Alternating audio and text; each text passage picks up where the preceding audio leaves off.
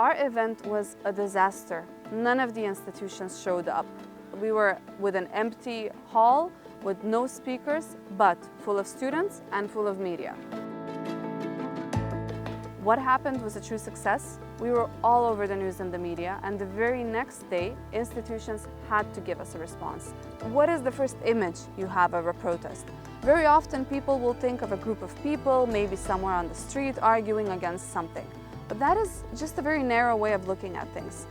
What the word symbolizes is much broader than that. It symbolizes an action, particularly of disapproval of something that we are not happy with, a message that we want to convey. To put it plastically, this can be, we don't agree with the new law on youth, we don't think it's good, we want to send a message of why it needs to be changed.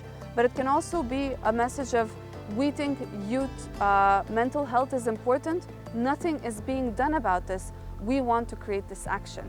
And it's not only about the shape. Today's shapes can be many and plenty.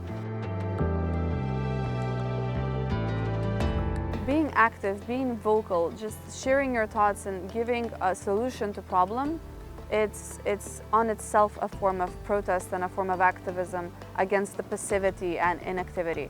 And why I think young people should be in particularly active and even more active than other groups is because no one in decision-making power speaks their language and knows their issues. No one was speaking about young people's mental health until recently. No one was speaking about menstrual poverty. No one was speaking about environmental anxiety. These are all topics we have thanks to young people that wanted to open them up and to discuss them.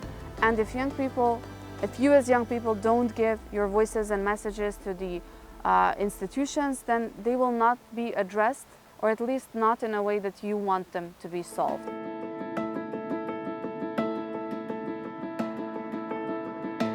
The first thing you need to do is document it. Do a little bit of research, check it out online, see if there's anyone else who's doing something about it, see if they fixed it in another country, see if there's someone responsible for it, and document it in the way that you can, through a testimony, through a photo, through whatever, through a letter. Just write it down and make sure you know what the problem is. The second thing is, if there's someone else who would feel the same way as you, get their support. This can be a friend, this can be a teacher you can ask why this is an issue and how we can fix it. This can be an NGO that works in this area. Even if there is no one, that doesn't make your problem less of a problem. It means maybe that you're the only one aware of it, but it's good to have some support. And the last and third thing is, make sure you know who you're giving the message to. Whatever it is you want to change, there's someone responsible and someone who can influence this.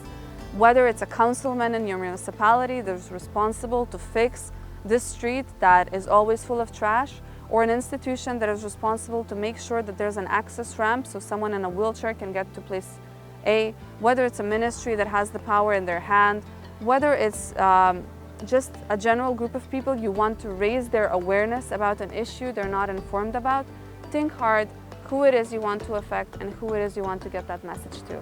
So if you have knowledge and documentation of what the problem is, if you have someone's support, and if you know who to share it to, I think you're good to go.